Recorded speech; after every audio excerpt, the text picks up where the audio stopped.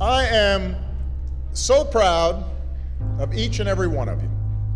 We are here today because every single one of you stood tall and said, yes, we can.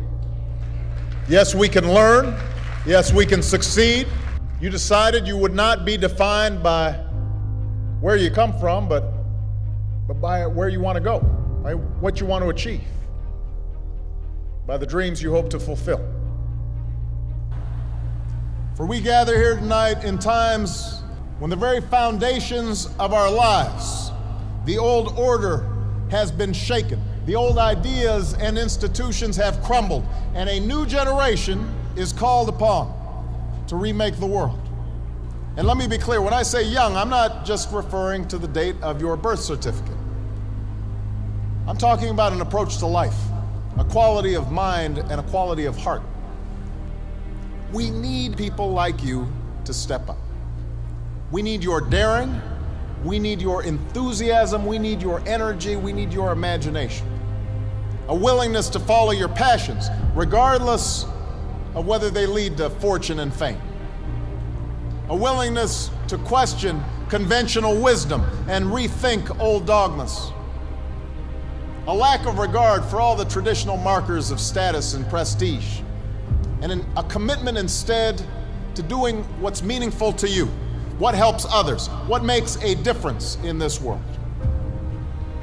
We're engaged in 2 wars and a struggle against terrorism. The threats of climate change, nuclear proliferation, and pandemic defy national boundaries and easy solutions. For many of you, these challenges are also felt in more personal terms. Perhaps you're still looking for a job. You're struggling to figure out what career path makes sense.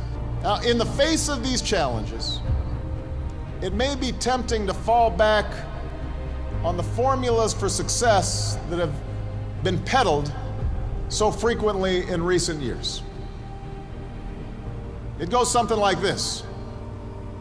We too often let the external, the material things serve as indicators that we're doing well, even though something inside us tells us that we're not doing our best, that we're avoiding that which is hard but also necessary, that we're shrinking from rather than rising to the challenges of the age.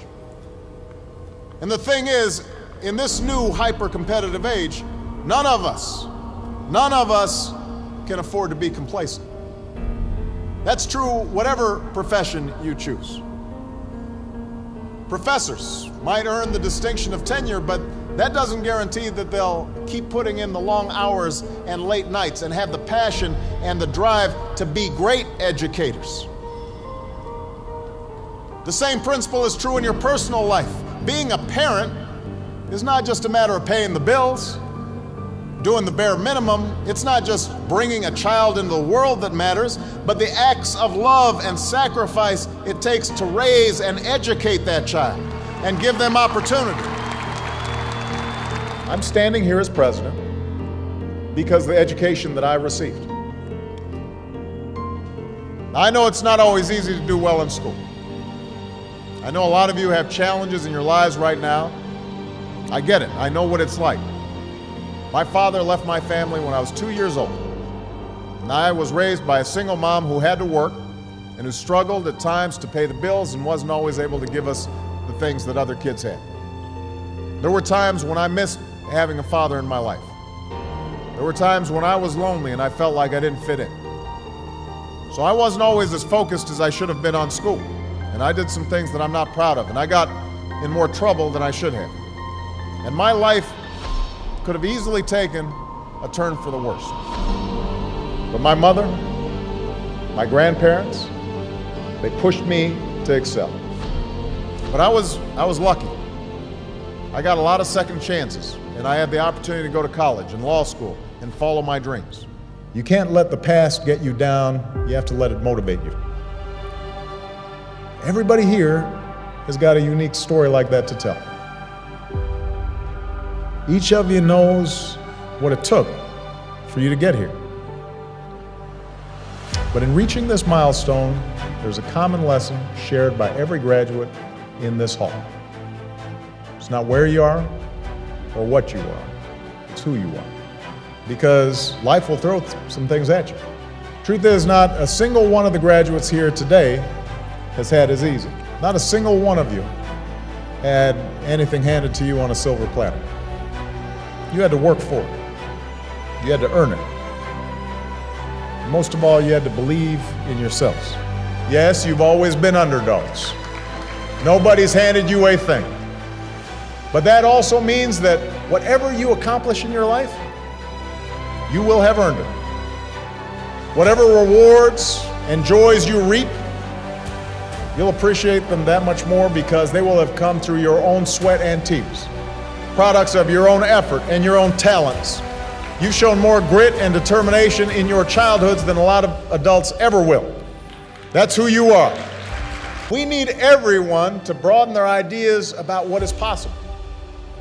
We need parents, politicians, and the media to see how success is possible, how success is happening every day.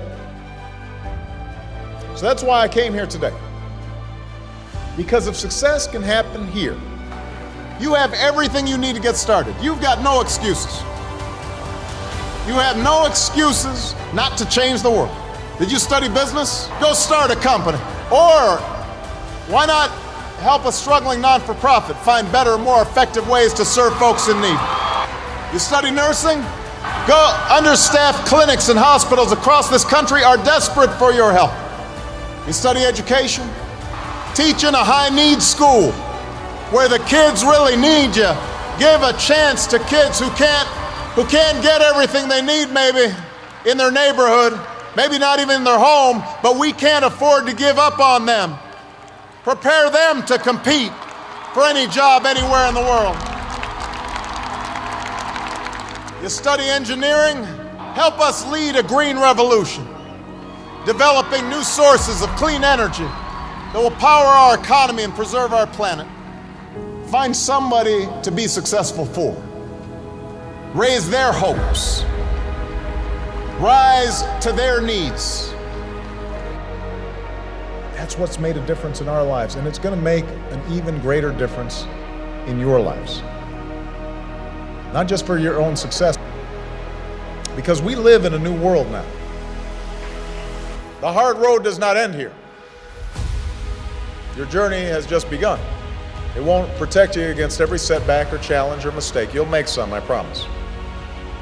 You're going to have to keep working hard. You're going to have to keep pushing yourselves. And you'll find yourself sometime in situations where folks have had an easier time. They're a little bit ahead of you, and you're going to have to work harder than they are. And you may be frustrated by that. You may have setbacks and you may have failures, but you're not done. You're not even getting started.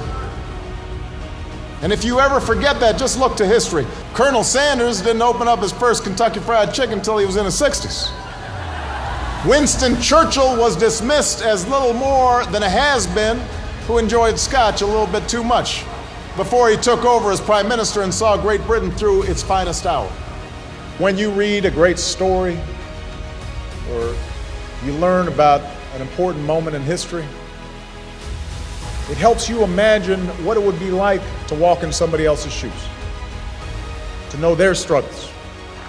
Each of them, at one point in their life, didn't have any title or much status to speak of, but they had passion, a commitment to following that passion wherever it would lead, and to working hard every step along the way. But if you do push yourselves, if you build on what you've already accomplished here, then I couldn't be more confident about your futures. I'm hopeful and I'm excited about what all of you can achieve. And I know that armed with the skills and experience and the love that you've gained, you're ready to make your mark on the world. So thank you. Thanks for inspiring me. I know starting your careers in troubled times is a challenge, but it is also a privilege. Because it's moments like these that force us to try harder and dig deeper and to discover gifts we never knew we had, to find the greatness that lies within each of us. So don't ever shy away from that endeavor. I can promise that you will be the better for that continued effort. Congratulations. God bless you.